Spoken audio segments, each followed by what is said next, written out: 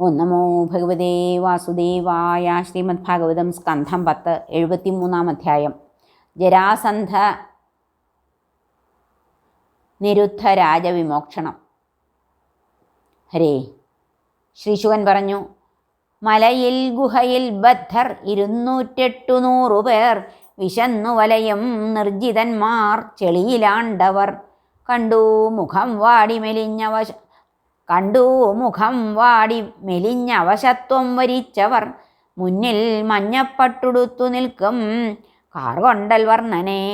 ശ്രീവത്സാംഗൻ ചതുർബാഹു പത്മഗർഭാരുണേക്ഷണൻ, ചാരുപ്രസന്നവദനൻ സ്ഫുരൻ മകരകുണ്ടലൻ, ശംഖചക്രഗദാപത്മങ്ങളെ കൈക്കൊണ്ടു നിൽപ്പവൻ, കിരീടഹാരകടക കടിസൂത്രാംഗദാന്വിതൻ, കഴുത്തിൽ കൗസ്തുഭം പൂണ്ടോൻ വനമാലകളാർന്നവൻ, അവനെ കൺകളാൽ മോന്താൻ നാവാൽ നക്കിയെടുക്കുവാൻ മണക്കുവാൻ കൈവിടർത്തി പുൽകാൻ വെമ്പുന്ന മാതിരി മുട്ടിച്ചു ഗതപാപന്മാർ ശിരസാചരണങ്ങളിൽ.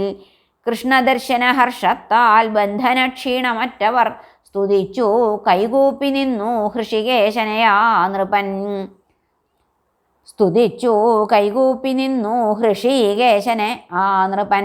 രാജാക്കന്മാർ പറഞ്ഞു, നമസ്തേ ദേവേശ നിത്യ ആശ്രിതർക്കാർത്തിനാശന, ഘോര സംസാര നിർമുക്തരാക്കണേ കൃഷ്ണ ഞങ്ങളെ. ഞങ്ങൾക്കില്ല മാഗധനോട് അസൂയ മധുസൂദന, രാജ്യനഷ്ടം തവാനുഗ്രഹത്താലുണ്ടായതാകയാൽ ശ്രേയസ്സാർജിക്കില്ല രാജ്യൈശ്വര്യത്താൽ ഉദ്ധതൻ നൃപൻ. അനിത്യശ്രീ നിത്യമെന്നു നണ്ണും മായയിൽ മോഹിതൻ, ജലപ്പരപ്പായി കാണുന്നു ബാലന്മാർ മൃഗതൃഷ്ണയെ, മായാരൂപങ്ങളെ സത്യമായേവം കാൺമൂ വിഡ്ഢികൾ. മണ്ണിന്നു തമ്മിൽ പടവെട്ടി ഞങ്ങളി പുരാതനന്മാർ ധനമത്ത ദൃഷ്ടികൾ, ഹനിച്ചു നീയാമൃതി മുന്നിൽ നിൽപ്പതീക്ഷിക്കാതെ അസംഖ്യം സ്വജനത്തെ നിർദ്ദയം. ആർക്കും തടുക്കാൻ കഴിയാത്ത കാലമാം ഗഭീരവേഗാകൃതി പൂണ്ടുവന്ന നീ, അകറ്റി സാമ്പത്തിക ഗർവിൽ നിന്നു ഞങ്ങളിന്നു നിൻ കാൽപണിവൂദയാനിധേ. ഞങ്ങൾക്കു വേണ്ട മൃഗതൃഷ്ണ പോലെ അനിത്യമായ രോഗാതുരമായ ദേഹവും രാജ്യാദിയും കർണസുഖൈകനാഗവും മേലാൽ പ്രഭോ ത്വച്ചരണാപ്തി എന്നിയേ. ജനിമൃത്യുവിധേയന്മാർ ഞങ്ങളിപ്പാരിലെങ്കിലും ത്വൽപാദാബ്ജസ്മൃതി സദാ നിലനിർത്തിത്തരേണമേ. ഗോവിന്ദ പരമാത്മാവേ പ്രണതക്ലേശനാശന, വാസുദേവ ഹരേ കൃഷ്ണ അങ്ങയ്ക്കായി നമോ നമ.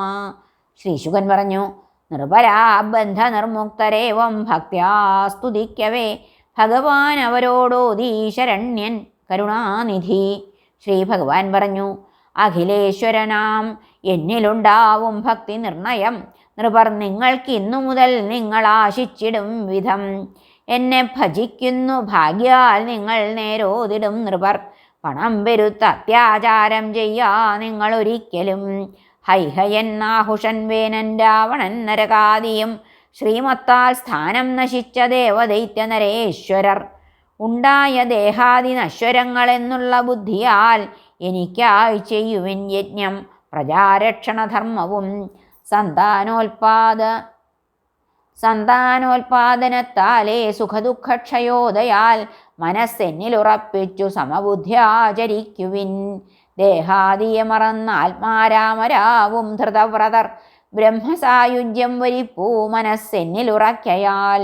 ശ്രീശുകൻ പറഞ്ഞു, എന്നോദിയാ നൃപർക്കൊക്കെ തൈലസ്നാനം നടത്തുവാൻ ദാസീദാസന്മാരെ നൽകി ഭഗവാൻ ഭുവനേശ്വരൻ.